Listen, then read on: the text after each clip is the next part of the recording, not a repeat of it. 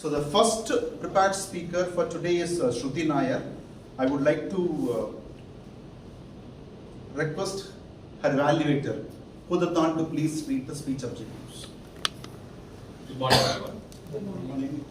The target speaker is attempting her level 1 project 2 from the effective coaching pathways manual.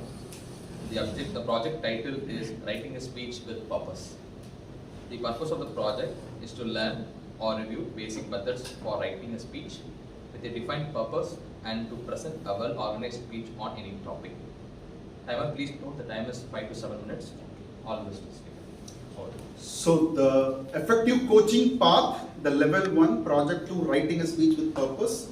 Toastmaster Shruti Nair, fading into darkness, Shruti Nair.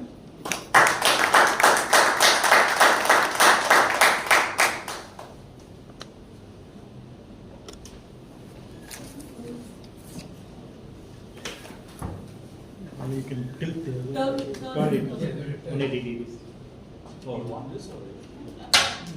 No, that's Are the images visible? yes. Yes. Okay. So good morning to everyone present here. Good morning. So I would like to begin by saying that the title I have chosen today is Fading into Darkness. Don't worry, I'll soon shed light on the title. So first of all, let me begin by saying that India as a country has a very rich cultural heritage, right? And as citizens of India, we are very in tune with that culture and tradition, right? We often practice, we have a lot of practices that date back to thousands and thousands of years. Like in fact, one of the oldest cave paintings is known to be from India, from Madhya Pradesh. It is very objective, like not very fixed right now, but it is known to be 2 to 3 lakhs year old.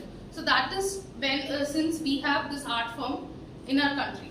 And one reason I believe that we are so in tune with our traditions are the tales narrated to us by our parents or grandparents. And I still have those fond memories of my grandmother telling me stories into the night as we sleep. And while this practice may have been common, I'm sure that tales varied everywhere.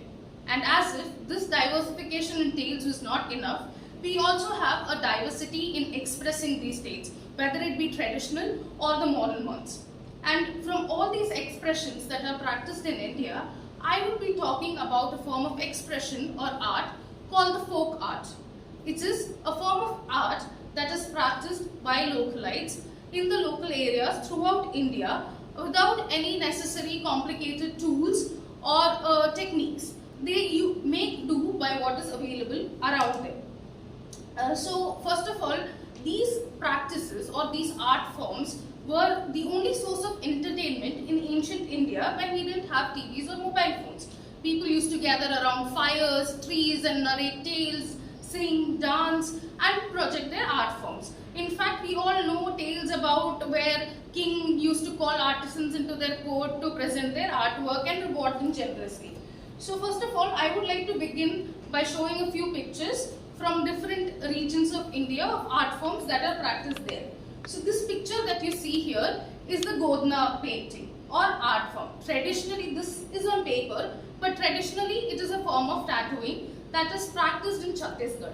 That is the northern parts of India. And these practices were mostly done by women where they would tattoo forms, geometric patterns like flowers or stars or moons, which we also used to navigate. And as a source, to tell that we are navigating through our life also onto their hands or their body. So basically the canvas was the body and the imagination was infinite.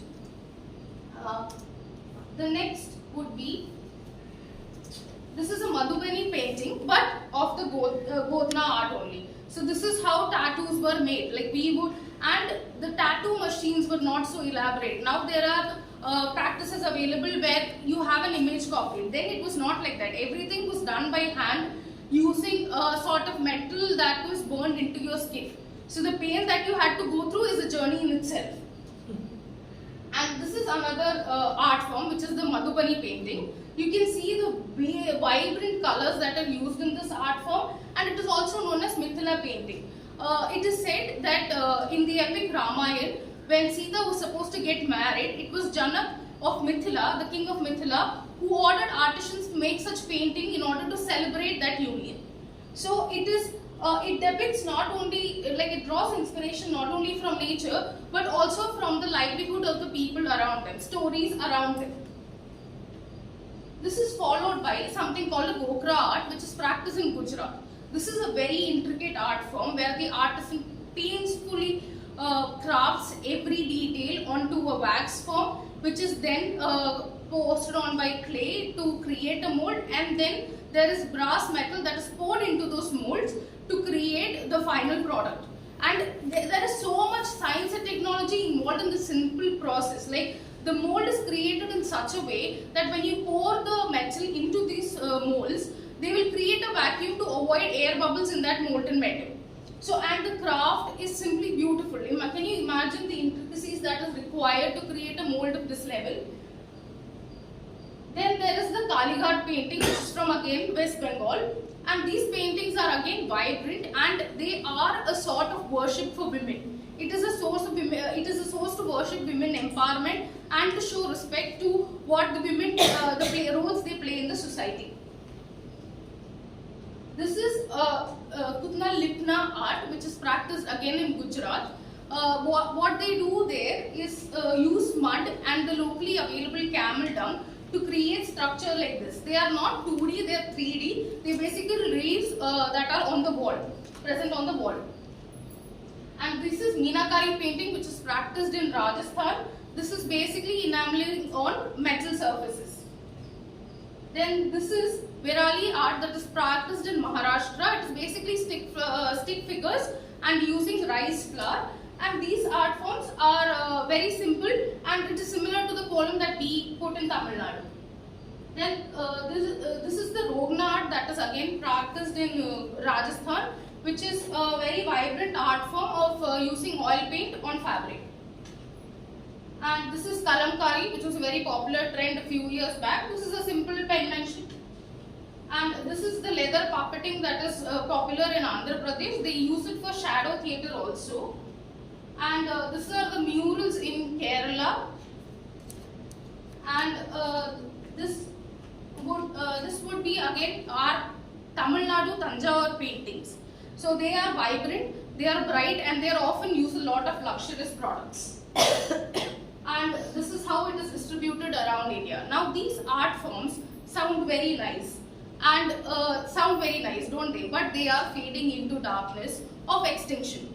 And this is due to our lack of attention and their lack of funds. We are moving towards urban and modern sources of art, which then means we are neglecting these art forms. And this leads to a drawback on their part. Many craftsmen are abandoning their art and moving to better sources of income. And the solution, and there are a lot of problems that are associated with this practice itself, which is urbanization, colonialism. These are all keeping us away from these art forms.